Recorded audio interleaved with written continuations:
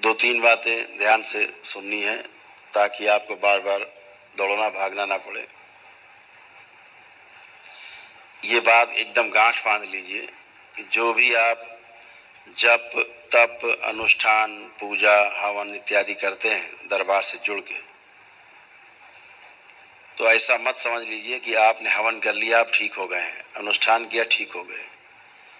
जब तक आप संकल्प अपनी प्रार्थना नहीं करते हैं तब तक आप स्वस्थ नहीं होते।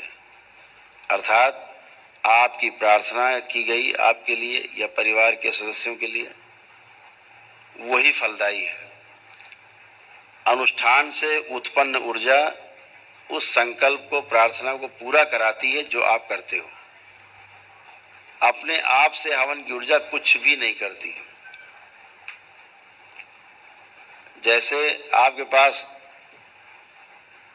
फावड़ा है तो फावड़े से जमीन की मिट्टी में खुदाई कर सकते हैं, लेकिन उसके लिए आपको चलाना पड़ेगा।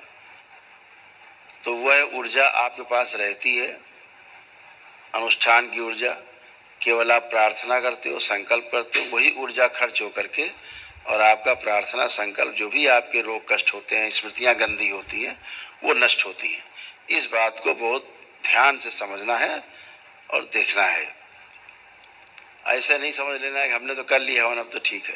प्रार्थना संकल्प अवश्य करने हैं। ये बात गांठ बांधनी है कि हम अपने प्रार्थना संकल्प से स्वस्थ होते हैं और हमारी जो ऊर्जा है वो हमें सहयोग करती है। एक दिवसीय अनुष्ठान आप करते हैं, आपके पास विराट ऊर्जा का भंडार होता है, वह ऊर्जा आपको स्वस्थ रखती है, बशर्ते आपने प्रार्थना संकल्प में कोई कमी न की हो। दूसरा भाग आता है लेपन का। जब कहा जाता है कि मस्तिष्क में स्वेलिंग रहती है, नकारात्मक ऊर्जाओं के कारण बन जाती है, स्वेलिंग भ्रम पैदा करती है, रोग ना होने के बाद भी रोग दिखाएगी, कष्ट ना होने के बाद भी कष्ट दिखाएगी, भ्रमित करेगी, आपको तंग करेगी ये सूजन। तो इस सूजन को समाप्त करने के लिए दरबार द्वारा जो बाबा माँ के द्वारा सिद्ध लेप है, वह लेप आप प्रयोग करते हैं, सिर पर लगाते हैं, तो इस लेपन से आप स्वस्थ होते हैं।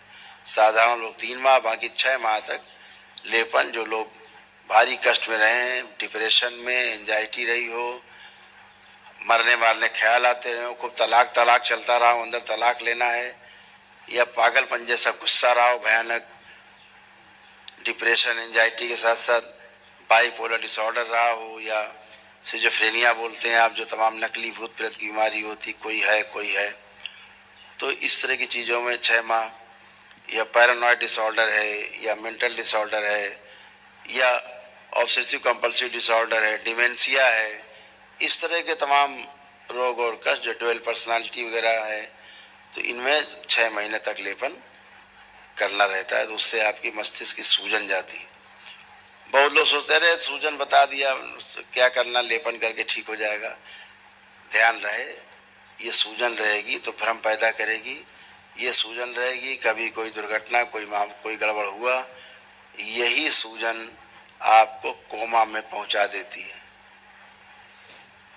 कोमा में ले जाने का कारण यही सूजन है। और डॉक्टर साहब के पास इस संसार में सूजन को दूर करने का कोई उपाय नहीं है, मस्तिष्क की सूजन का। इसीलिए जब आदमी कोमा में चला जाता है तो कहते हैं डॉक्टर साहब आप भगवान से प्रार्थना करो, तो केवल ड्रामेबाजी। उनके पास सुलाने की दवा है, जगाने की दवा नहीं है। हाड़ मांस के शरीर की दवा तो है, थोड़ा बहुत कर लेंगे चिकित्सा, थोड़ी बहुत। इसके पीछे जो 6 शरीर, ना तो उसके बारे में जानते हैं वो, ना उनके पास औषधि है।